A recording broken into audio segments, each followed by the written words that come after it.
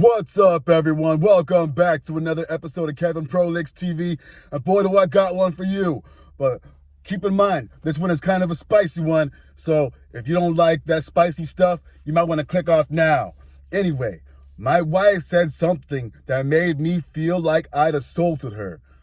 What? Okay. My wife, 38, and I, 40, have had a number of issues in our marriage, but sex is a fairly big one. We've been married for 11 years. The things have proved from once every 3 months to around once in 6 weeks. She has a terrible skin condition at the moment, which means her breasts are too painful to touch. Yesterday, we had sex in the afternoon. I was homesick with a headache. She came to bed when the toddler was napping.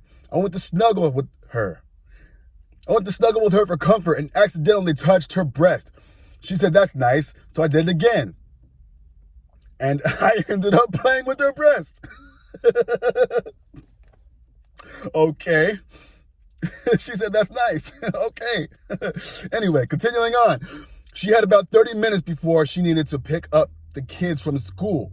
We have an 8-year-old and a 6-year-old. The 8-year-old was homesick too yesterday. The two kids were in their rooms. As I was playing with their boobs, I'm also getting excited. Okay. I asked if she wanted to. She said, okay, but there's not much time. So we start doing it. I always ask her, even during, if she's okay. She said she was. Then, after, I usually cuddle her. She was quiet and then left to get the kids. When she got back, she was making jokes about how unsafe she feels when I was behind her on the stairs, and how everything that happened earlier wasn't okay. When the kids went to bed, she told me that we needed to talk. She told her sister what happened, and her sister told her to talk to me. She told me she wasn't saying she felt violated, but she felt I was just hungry for sex and just took what I wanted. She says we just banged and we didn't make love. She feels we didn't make love and she didn't feel connected after. She said she knows if she told me to stop, I would have stopped, but she needs it to be more sensual. And that something that happened just wasn't nice to her. And that something that happened just wasn't nice for her. She said it felt like it didn't matter to me who it was, but that I just wanted release. She said quickies don't do it for her, and I wasn't thinking of her. I ask if she's okay while we have sex. I always do. I ask if she's enjoying it. So what she said confused me. We've also previously had issues with me initiating, as she always rejects me when I initiate. It feels like it's always on her terms. She asked me 2 days ago if I'd ever cheat on her. I said no. I asked her if she would. She said probably, because she's not sexually satisfied. I know she's been masturbating every night because she does it in bed when she thinks I'm asleep. But she doesn't want to have sex. I'm troubled by what she said because I'm generally considerate and always interested in her pleasure before mine. I've always done what she likes, but it's not really reciprocated. Now I feel bad. It feels like she's accusing me of assaulting her even though she didn't use those words. Am I losing my mind? End. Oh, brother, what the heck is going on there? Let's see some people's comments. Ay. Some guy says right here, or girl, who knows? She masturbates every night because she is sexually frustrated, but she won't have sex with you except very infrequently. She also said she could cheat on you. It's clear as daylight that she isn't attracted to you. There's no getting over this. I would just leave. The person says to that, it's amazing how much we try to avoid the simplest and most direct route to the truth. Another person, because it makes no sense. Why would someone waste their life trying to convince someone else they're attracted to them when they're not, wasting both of our lives? It's illogical. Another person, it could be from fear. In my experience, my partner wasn't financially independent. Once her attraction from me waned, Whatever the reason that may be, whatever our doing was or not, she simply withheld intimacy. That put me in a catch-22.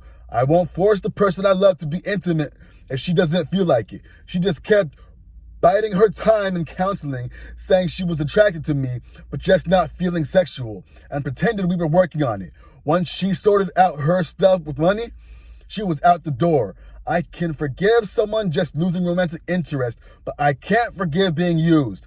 Sucks to carry that resentment and regret for being so dumb as to not see it in real time. So fear of being alone, finances, kids, religion are some reasons that can keep a person around and pretending. A person says to that, it's compliancy. It's not so much about love, attraction, or anything else. It's the base fear of starting over. Where does one go? Will their kids, family, friends hate them if they do separate? How does someone get back into the dating scene after 10, 20, 30, 40 years of marriage? What's the dating scene even like at their age? There's the logistics of it, custody of children, if a couple has them, splitting of assets if there's no prenup, moving, etc. It's why sometimes after a divorce, separation, death of a spouse, some people just shut down. They don't go out of their way with friends and then never date again. They just end up living alone for the rest of their lives, never doing anything except work, eat, sleep, because it's easier than rebuilding one's life. It's also why some people pick up drinking and their drugs as a coping mechanism. It happens, it doesn't make sense, but it happens. And all these fears I just mentioned are the base reason why people stay in otherwise dead relationships. Whee! That was a tough one to read through. Let's see, a person right here says, as a woman who was in this situation, this is the answer. Oh my God. So can you expand on that? Yes, in the beginning, I felt the attraction, but with time, it was less and less. He wasn't really putting effort in making me feel loved and adored on a regular basis, and I just wasn't in the mood to have sex with him. Sex was getting progressively worse and boring, and I couldn't be bothered to try to teach someone who didn't seem to be interested in learning what I like. Also, outside the bedroom, he would do things that were giving me an ick, and I didn't want him to touch me afterwards. I communicated those things were bothering me, but he wouldn't change. Ending things took me longer than I'd like to admit. For a few years, I was having a once monthly duty sex that would make me feel so used afterwards. He was miserable too, but for some reason didn't end it either. Wow. Okay, well, let me get to one more. Okay. This person says, that's unhinged behavior from your wife. She can't communicate with you honestly during sex, turns around and gaslights you and blames you, and then tells you she would cheat on you because she's not satisfied. Red flag. OP says, I don't understand this at all. It's confusing to me. If she said something, I'd have stopped. Logical. Okay. Let's get into one more. Masturbating every night next to you rather than having sex with you. Unwilling to talk about things to improve the situation. Sex with you on an infrequent basis. Telling you she'd cheat on you and running to her sister to get a jump on establishing some credible claim of sexual assault against you rather than talking about the situation. This sounds like more than a troubled relationship, but instead a potentially dangerous situation for you. She doesn't sound interested or attached to you at all. Sounds vaguely like if you make one wrong move, you might have your family taken from you. I'd simultaneously be reaching out to therapists and demanding she attend while contacting an attorney when she inevitably refuses. Okay, so what did we learn? If your partner or if your woman or if your man is doing these things to you, chances are you're already in the shit can. So you should probably back out. Okay, talking. He said he talked about it with her. And basically, she was going around to her sister and making things up saying he did these things. Yo, I'm kind of confused. If he's talking to you during sex, asking you if you're okay, what's the problem? Why are you making it seem like he's the bad guy? Do you not have a voice? You could have said no. Hello? What else did we learn? She said she cheated on you. And you took that?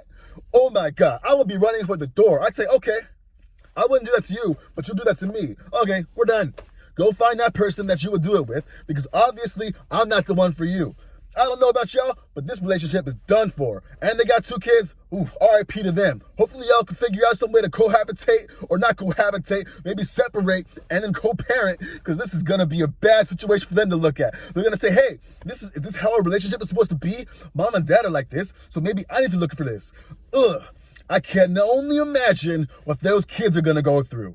R.I.P. to them. I could already see the writing on the wall. Hopefully y'all do something to fix this. Anyway, what do y'all think? Are they cooked? Should he stay or should he go? Let me know down below. This has been another episode of Kevin Prolix TV. Make sure you like, comment, subscribe, and share. I'm trying to get to 100 subscribers for 90 days. Catch y'all in the next one. Peace.